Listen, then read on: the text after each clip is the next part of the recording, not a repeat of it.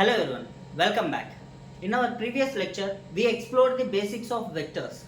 Today, we will apply that understanding to some of the basic concepts of motion. We will be exploring distance, displacement, speed, velocity and acceleration, where we can see displacement, velocity and acceleration are vectors, and we will understand even more about motion and mechanics. So, first we will understand distance and displacement and difference between these both. Distance, it is a scalar quantity that describes the total length of an object has moved along its path of motion.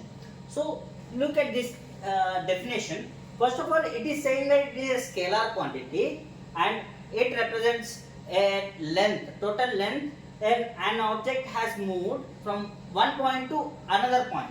Let's say an object has moved from point A to point B. It depends on path. So there could be multiple paths. One is straight path like this, whereas there could be infinite number of paths, something like this or some like this. So it depends on path. If it goes on this path, there will be distance will be one value, and if it goes on this path, it will be another value. So it depends on path. So it is the total length. So if it follows this path, the total length of this path, an object moved from point A to point B, this is called as distance. And moreover, distance can always be positive or zero. Next, displacement. Displacement, it is a vector quantity, describes the net movement of an object from its initial to final position independent of path. Is independent of path taken. Very important. So, we will consider the same problem.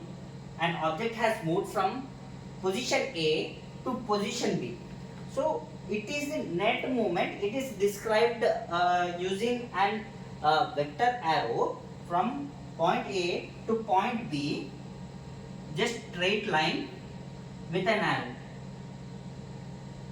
This is the displacement. So this is represented as R, whereas distance is represented as S. So R with a vector sign on top.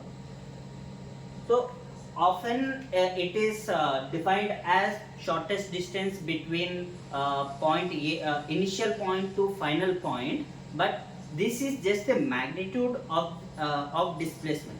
Displacement is actually a vector. So it can also be negative. It can also be negative.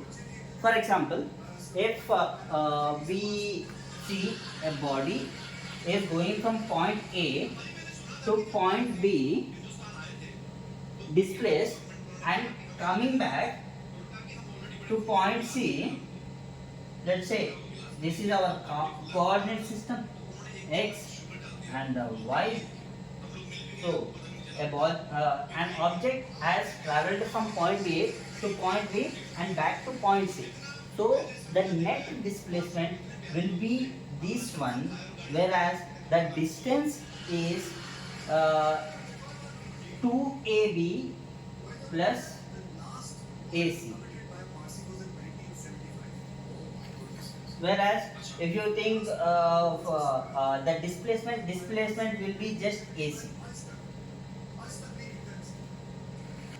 Next, we will understand how we can represent displacement using vectors.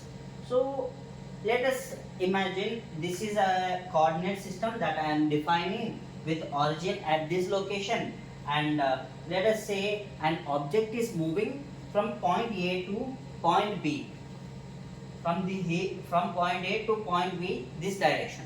So let point A, whose coordinates are AX and AY, and B coordinates are BX and BY.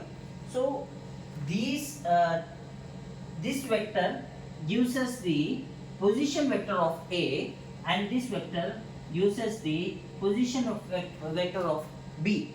So displacement is nothing but B minus A.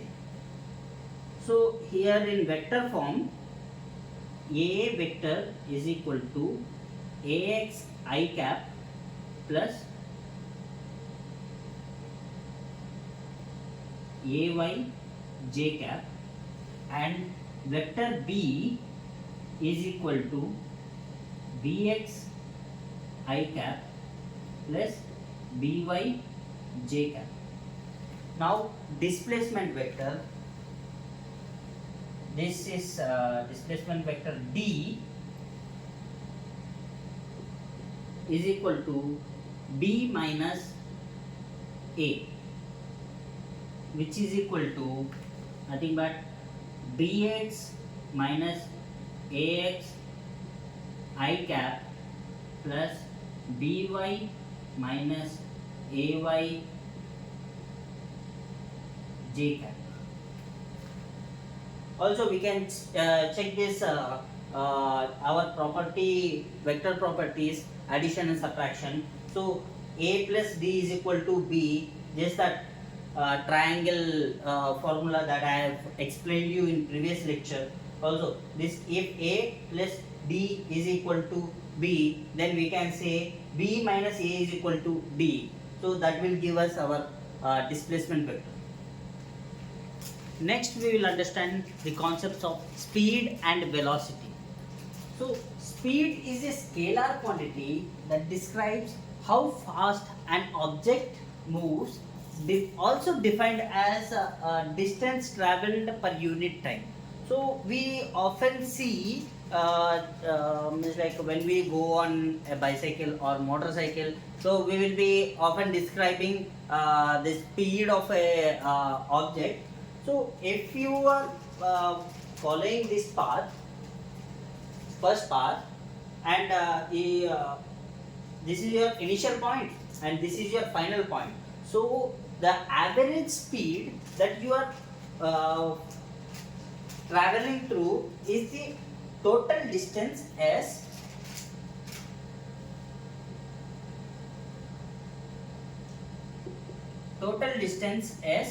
divided by the total time that you take to travel. This is the average speed. But if you want to know the instantaneous speed, so you consider infinitesimal length of the path, total path, infinitesimal length, delta S.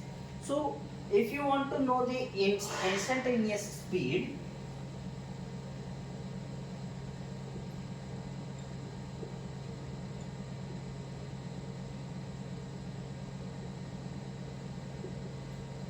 it is nothing but delta S,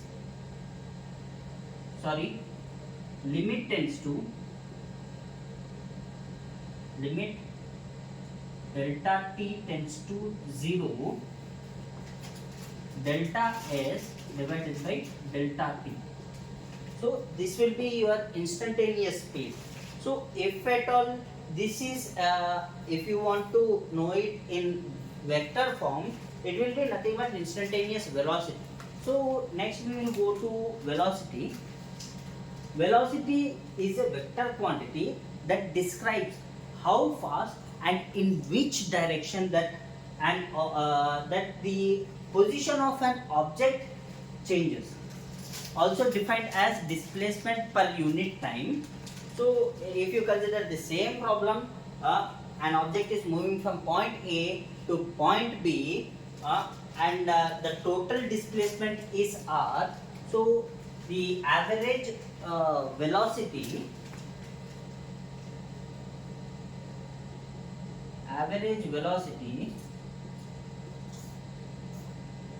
is nothing but vector r divided by total time that we take to travel from point A to point B. So if you want to know instantaneous velocity,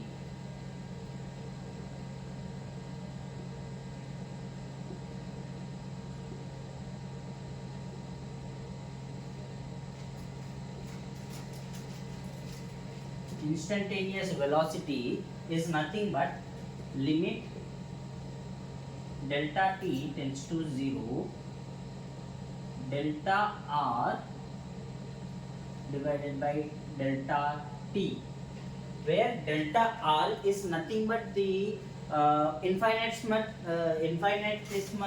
displacement, that you can consider if this is actually a straight line. When you go to an infinitesimal domain, this will be a straight line, so you can consider this one as a vector, so you can consider this one as delta r. Yeah. Next we will study about acceleration.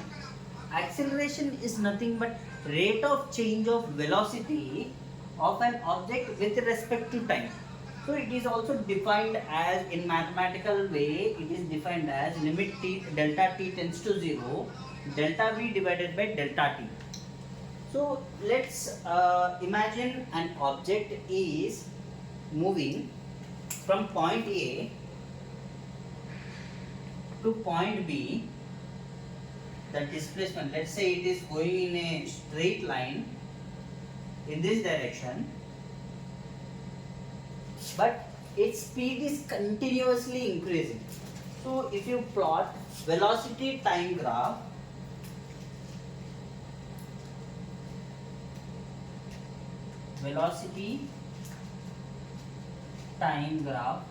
so if it is continuously moving this way,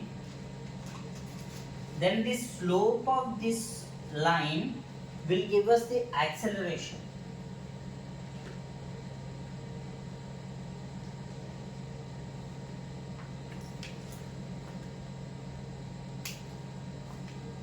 We will understand all these topics with one example. Let us say an object is moving in a circular path.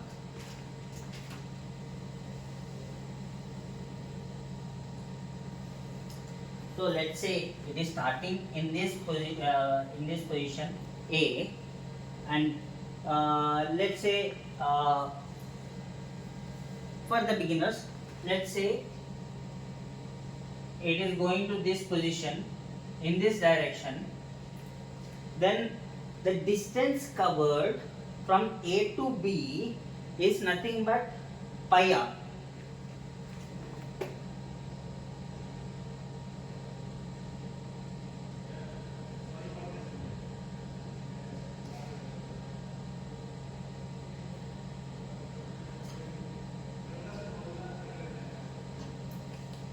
Whereas the displacement is this one.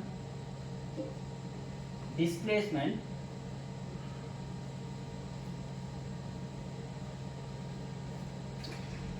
its magnitude is nothing but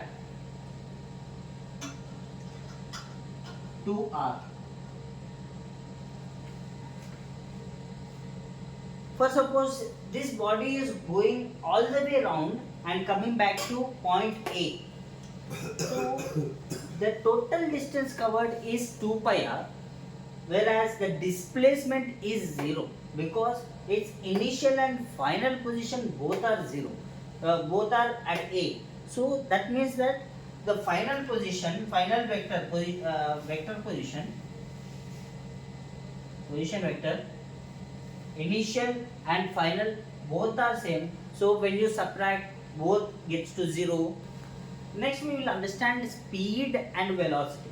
So this body is going from A to B. Let's say it is going from A to B in this path, though so the average time average speed will be nothing but pi r divided by the total time taken to travel, whereas speed velocity is nothing but the displacement over time taken, so that will be 2r divided by total time taken to travel from A to B.